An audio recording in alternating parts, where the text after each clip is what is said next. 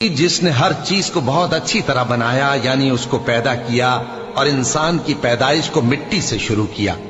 फिर उसकी नस्ल एक किस्म के खुलासे से यानी हकीर पानी से बनाई, फिर उसको दुरुस्त किया,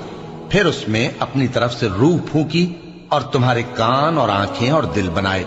मगर तुम बहुत कम शुक्र करते हो। और कहने लगे कि जब हम जमीन में मलिया मेट हो जाएंगे तो क्या असर नौ पैदा होंगे। हकीकत यह है कि ये लोग अपने परवरदिगार के सामने जाने ही के कायल नहीं।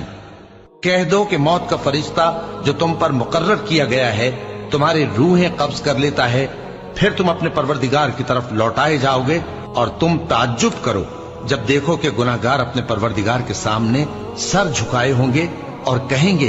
कि ऐ हमारे परवरदिगार, हमने देख लिया और सुन लिया, तू हमको दुनिया में वापस भेज दे कि नेक अमल करें, बेशक हम यकीन करने वाले हैं।